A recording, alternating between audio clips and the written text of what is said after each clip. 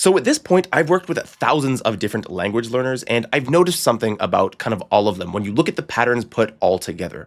And what I've noticed is that 99% of them have this common issue that really just one 18-minute fix can solve. And by the end of this video, I'm going to explain to you exactly what it is and all of the problems that you're currently facing that you're able to overcome with this simple 18-minute fix. Especially if you're someone who does comprehensible input as your language learning method, this is going to come in very effective for you. So I encourage that you watch until the end. Let's get right into it. So 18 minutes and you'll outlearn 99% of language learners. So here's the issue. You opened YouTube 40 times this week, okay? 40 opens, 3 videos, and importantly, 0 finishes, okay? You had no time where you actually finished the entire video, and that can be very, very difficult because then you're not really getting the value out of the video. And we're gonna see how this attaches to language learning here in a second.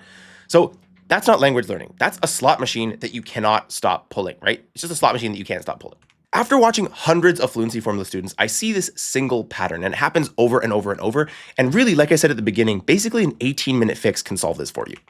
So welcome to the wrong game. What is the issue here? What is the real problem that you're facing right now? Well, here's the game your brain plays. What's next? It just keeps asking, what's next? What comes after this? But the game you think that you're playing is what's now? And these two are very, very different. And as you can see, these are 2 different games, okay? Only one of them really teaches you a language. Only one of them actually gets you there between what's next and what's now. So if you look at what's next, here's really the game that your brain is playing. You're watching all these YouTube videos and you're basically like, I don't know what this is all pointing towards. It can be very confusing. It's not actually getting you any sort of results. You have infinite browsing and nothing's really sticking. But here's the other game, okay? Here's the what's now game. Well, the game you think you're playing is basically you're watching this one thing and you're doing this comprehensible input and you're getting this forward motion. You feel like you're making progress in the language. But like I mentioned earlier, only one of these things really teaches you the language. And we're going to talk about which one that is. I'm sure you can probably guess. So, okay, here's the main problem, okay? The dopamine is in the anticipation. Now, I'm not some sort of crazy neuroscientist or anything like this, and maybe you are, maybe you aren't, but you probably already know that a lot of dopamine, the excitatory neurotransmitter that actually makes you want to do the thing, a lot of it shows up when you're anticipating reward, not when you actually get the reward itself. And by understanding this neuropsychology, we can basically apply this to our language learning to kind of circumvent some of the major issues that otherwise we might run into. So dopamine is in the anticipation. Your brain's biggest hit isn't the reward, it's the looking, okay? So it's the looking for the reward. So how does this impact our language learning? Well, this is why slot machines work, first off, okay? And it's because it's the same thing. It's the same circuit. It's the same thing why when you pull your phone down, right, you have that little sort of loading bar. It's the same reason why that's really exciting and you can't wait for the new refresh and you keep doing it over and over and over and it feels good. It's because of the anticipation of what's to come. And if that is kind of in conflict with the fact that comprehensible input, for example, takes hundreds of hours, if not thousands of hours to really gain what you're looking for, then we're going to need to find a way to have to get over that anticipation sort of addiction. So we kind of think to ourselves, maybe the next thumbnail is better. It's a trap, okay? What do I mean by this? Well, when we're basically on YouTube and we're looking for our comprehensible input content, or if you're on Netflix or wherever, you see all these like thumbnails, right? You have all of these over here, all of these guys, okay? And you're gonna have these different things that might be attractive. So you're gonna see this, you're gonna see this, you're gonna see this. You're gonna see all these different things, okay? And you might choose to watch this video, but the reality is in the side of your screen, you see this one over here and you're like, wow, this one might be interesting. So what you do is you decide to pick this one and you switch. But then guess what? This guy over here isn't still on your screen. And so again, you switch. And really you only spent a few moments watching one video or the other. And then an hour goes by, you say, I did comprehensible input for an hour. No, you didn't. You jumped and jumped and jumped and jumped. So Stephen Krashen had a problem back in 1977. Let's back up a little bit and talk about comprehensible input and why it's in conflict with this anticipation sort of addiction, first of all. Again, we're getting to the 18-minute fix. So in 1977, comprehensible input truly was this like hypothesis, okay? The reason for this was, well, you couldn't really find content at your level. At least you couldn't find hours of it. It was very hard, for example, to find a group of native speakers or really proficient speakers who were willing to speak at your level for a long time, such that you could listen to them and hopefully after hundreds or thousands of hours, pick up what they were saying. So it was this hypothesis of how things worked. But now, obviously, things are a little bit different. And back in the day, you just wouldn't do this. So it remained a theory for 40 years. Well, how are things different? Of course, ta-da, YouTube happened, the thing that you're watching me on right now, most likely. So now we have YouTube where we can literally watch forever. So now we can use comprehensible input writ large, right? We can do it all the time with an algorithm that's serving us content that it understands us. Well, really, as you know, right? The algorithm understands us probably in some ways better than we understand ourselves. And so the content that it's serving you is more and more accurate as time goes on, as it gets data points on what you're interested in and what you're doing. So Krashen's hypothesis actually became like Krashen's proof. We now have proof that this works, okay? The bottleneck moved. It used to be the content, but now it's you. So with the whole hypothesis thing, right, there's these two pieces. And I'm sure you're seeing this by now, but I'm just going to draw it out for those of our visual learners out here, okay? So there used to be you, content. Now, before, the problem was right here. The reason why is because you may have been willing, right? You may have been super happy to go and watch, native speakers speak. But the issue was it was actually hard to find these native speakers such that this information could actually make its way into your head. That was really difficult. But now, fast forward, of course, it's not necessarily the content. We have a ton of content. The issue is you have a hard time paying attention because, like I said, there's all of these thumbnails or all of this stuff that's all vying for your attention. It's all trying to get your attention, right?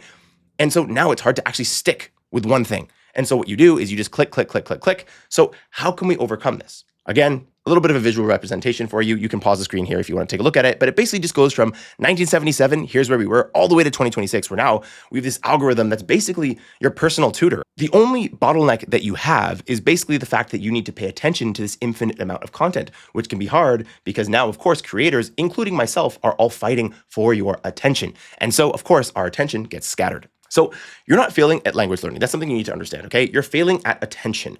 Really, doing comprehensible input is quite straightforward, but it's really challenging and it's hard to see how this can work in the long term if in your own experience, you can't commit to watching a video for 10, 15, 20 minutes, right? That's really challenging. The skill isn't finding content anymore. It's resisting the urge to find more. And I really, really want to emphasize this. It used to be hard to find the right thing. And I had people in the comment section, it might even be you, who's asked me, hey, how do I find content? Well, the reality is you're already on the platform where you're able to find it. If you're already on YouTube watching me, you're already in the right place where you can find language learning content and an infinite amount of it, really, okay? So you're already in the right spot. The problem here is resisting the urge to continue to find more. You need to sit with this stuff and use the stuff that you already have. So everyone has the content now, almost nobody has the discipline. The brain fills in the rest for free.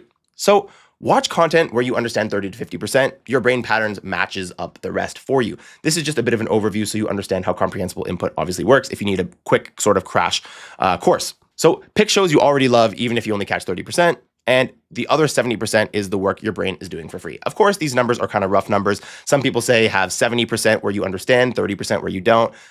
Some people say the opposite. It really kind of just depends on what you like. But for the most part, you need to find something that's roughly at a similar level to yours where you can understand something going on, okay? So why you have to watch until the end of the video? Why do you actually have to not just switch around? Why is it important? Well, here's why. The beginning doesn't make sense yet. Sometimes everything you hear in the beginning will be contextualized by what you hear in the end. And what you hear in the end can then make all the rest of it a little bit more comprehensible. Not always, but sometimes. Okay, the end is what makes the beginning make sense, especially if your goal is acquiring the language and that's why you're watching the content, okay? So you're paying a cognitive setup tax 40 times in a row. Those 40 videos that I mentioned at the beginning that you're opening and closing and not finishing, yeah, you're paying that setup tax 40 times. And when we're doing language learning, that is a good concept to kind of consider that when you're watching content, sometimes the visual content that you're watching, that is going to provide you with context. Some of the stuff you hear, you might not understand all of it, but some of it will provide context for the things coming up.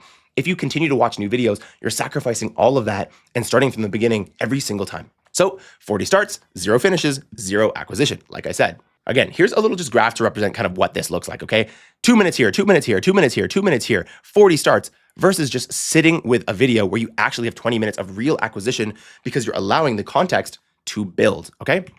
So finally, now let's get to the 18-minute protocol. And it's really, really straightforward. If you've been listening to what I've been saying in terms of this really big issue, which I think a lot of people overlook, how much people switch, right? They start this timer and they're like, okay, I'm going to do 15 or 20 or 30 minutes of immersion or of comprehensible input. And they spend most of that time switching to find the exact right thing because they're concerned that what they were watching isn't going to work. Next is watch a minimum of 10 minutes before you switch. Now, the question, why 18? Why specifically 18 minutes? Well, and this is long enough to clear the startup tax that we talked about. So really you're having this like, okay, a good amount of context. You've seen the beginning of the show or the episode or the movie or whatever, and you have a little bit of context that now allows things to build on top of that. You can now get past that, but it's also short enough that you'll actually do it every day.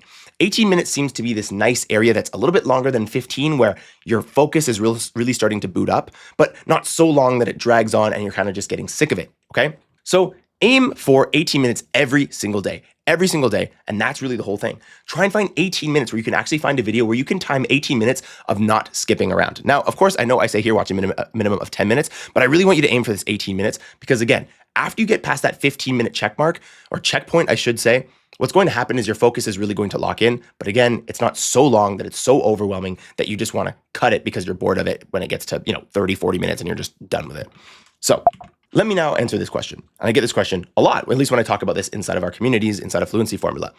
When should I switch a video, right? Should I really just sit there for 18 minutes if the video sucks? Well, here's the only 4 reasons that when you pick a video for comprehensible input, the only 4 reasons that I would skip it and actually allow you to break the rule that I just mentioned in terms of sitting there for a minimum of 10 minutes, but ideally 18.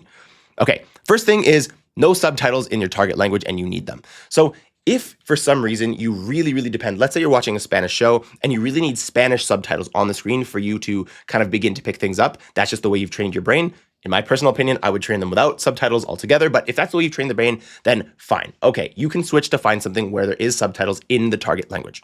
Second one is screen bound, okay? You literally can't listen, you have to watch. So if what you're listening to or what you're immersing in, if for some reason it's not something that is really like sitting on the screen. So let's say it's something where there's a slideshow, it's honestly similar to this one, where you can only hear someone's voice and you can't see any visual things.